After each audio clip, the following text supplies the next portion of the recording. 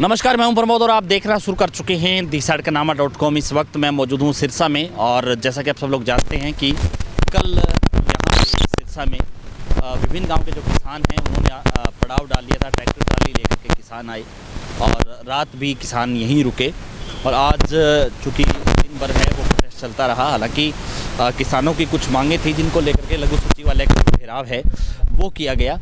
और हमारे साथ इस वक्त जो है किसान जत्थेबंदी हैं भारतीय किसान एकता, उनके अध्यक्ष हैं लखविंदर सिंह। सर, क्या कुछ मामला था जिसको लेकर के आज जो है घेराव किया गया, क्या कुछ मांगे थी? देखो, कल जो हम धरना प्रदर्शन ट्रैक्टर ट्रालियों के साथ बैठे हैं 258 करोड़ और सारी मांगें को लेकर, मुआवजे की मांग को लेकर, उसके साथ सभी मांगों को लेकर हम बैठे हैं। तो कल से अब तक, रात भी रुके, कल का दिन था, कोई भी प्रशासनिक अधिकारी ने आकर हमारी सुध नहीं ली। तो कल दोपहर को हमारे 10 किसान साथियों का डेलीगेट ADC साहब को अपनी मूलभूत सुविधाओं के लिए लिख कर दे के आया था, क्योंकि DC साहब नहीं थे। तो DC साहब के जो चार्ज होता है DC साहब के पास होता है, SDM साहब से मिले थे।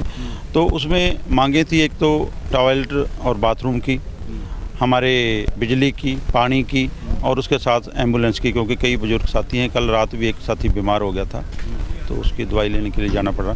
तो उसके लिए लिख के दिया, कहते हुए शाम तक कर देंगे। तो शाम को हमने वेट किया भी चलो शाम तक हो जाएगा।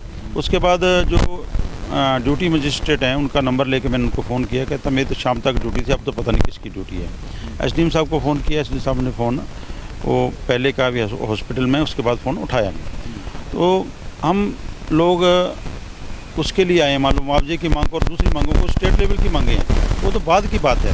और उससे भी ज़्यादा बुरा हमारे साथ ये हुआ भी, जो टॉयलेट बाथरूम खुले हुए थे उनको ताला लगा दिया गया। तो हमेशा खुले रहते हैं, जब उनको पता चला भी किसान आए तो ताला लगा दिया। तो ये ऐसे इन फौजी हरकतों से किसान जो इतने समय, हम 378 दिन वहाँ चले गए, हमने अपनी कुइयाँ खोद के, अपने बोरवेल लगा लिए, समरसीबल वहाँ पंप लगा लिए, तो जहाँ भी लगा लेंगे।